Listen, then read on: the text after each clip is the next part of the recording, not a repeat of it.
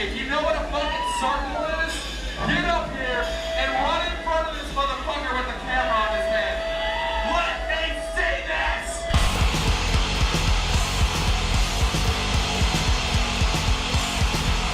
There'll be big old mosh pits and probably people punching each other the whole time. As far as moshing goes and stuff, I would rather watch the show as a whole than be getting my ass kicked or whatever they do in there. It's pure energy is what it is. There's no other way to explain it other than the energy. We don't care who it is, where they come from, what they do, as long as they just want to come in and have fun, that's who we want there. Anybody. We've had old people in our pits that are like having fun. We've had anything from like little kids to like grandpas that are in there just having a good time.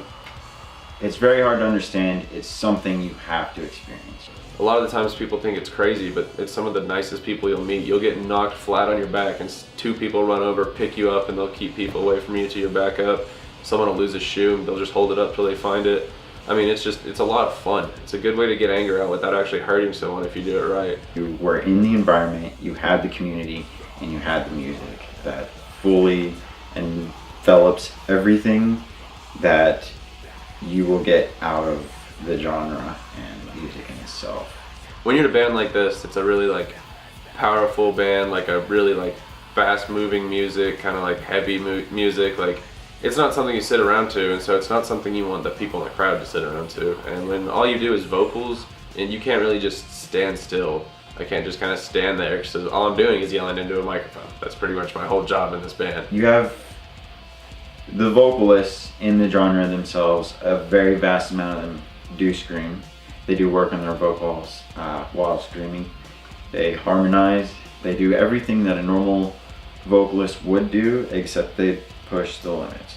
Now, there's been a lot of question with this. People don't understand why they scream. The vocals are real loud, and basically what I say is like, we could just do singing. Like I could sing, I guess. Like the only reason I like what I do in the band is because if I was saying it, or if I was like just singing it, you wouldn't have to listen to it. If I'm just sitting there screaming it at the top of my lungs and just yelling it, you're gonna hear it. It gets the point across. Like it makes what you have to say heard, and that's why I love it. It's interesting to be in a band and also be the sound guy, because then I also have to be impartial and try to make everybody sound as good as I thought I made my band sound. So, but that was fun. I like good friendly competition. I'm the sound guy and playing, so if it sucks, it's probably our fault. Hey, fuck you, Jason.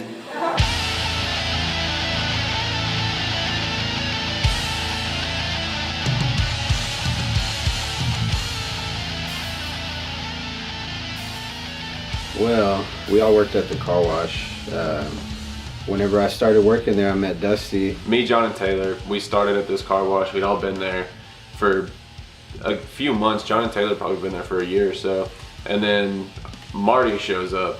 And none of us had met Marty before then. He just kind of shows up and we all worked with him for a little bit. We all found out he had the same taste in music as us.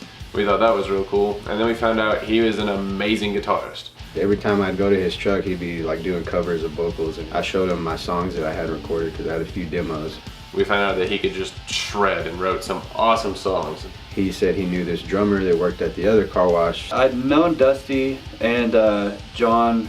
I lived with the guy, so we're pretty well acquainted.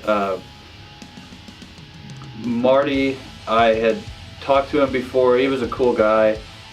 He had showed me his demos and stuff, and it was a lot of the stuff that I enjoy writing and listening to, and so that alone is enough to kind of get the ball rolling as far as relationships with everyone else. He ended up coming by the car wash, and I showed our drummer some of the demos, and we just ended up kind of setting up a date to jam. And me and Dusty were there at the store working, and we just asked John if he would play bass for us. So he ended up going to Taylor's mom's that night to jam too, and everything just kind of clicked. My drums were set up at my mom's house. I live in an apartment, so I can't even have them set up. They would just sit there and collect dirt.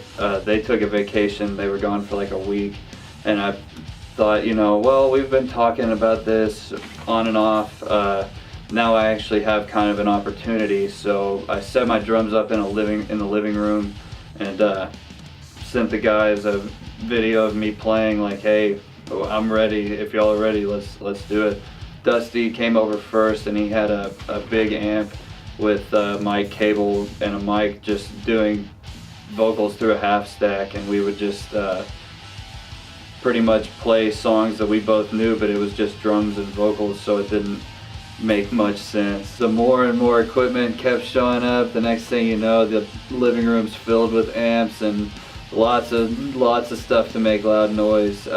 With how fast it all came together once everyone was there, it was kind of a moment, like, you're like, you feel it. So at that moment, it was something I realized that this was something I wanted to take seriously and actually pursue. Fortunately enough, after my mom got back, I had showed her, like, hey, so this is kind of what we've been doing. She was excited about it. She actually really enjoyed it. And so after that, we would have practice in her garage, and you know, they didn't mind it, or so they said. I'm sure, you know, loud noises coming into the living room or whatever would get annoying after a while. Cops were getting called to his mom, so it's kind of funny because, you know, we were kind of bouncing around different people's houses, just friends' houses. They were like, oh yeah, y'all come jam over here. So we'd go practice at this guy's house, and then we'd go to this other guy's house, and because we lived in duplexes or apartments, so that wasn't gonna work. Just wherever we could play, we would, until we had something a little more stable, I guess. Me and my wife ended up purchasing a house, and of course, while we were looking, I was looking for something that, you know, I'd be able to, you know, do my work in, or just have a space to practice, you know, out of the house. The last house we had looked at that we came down to, it had a shed in the back, and it was perfect. There were songs that Marty had already written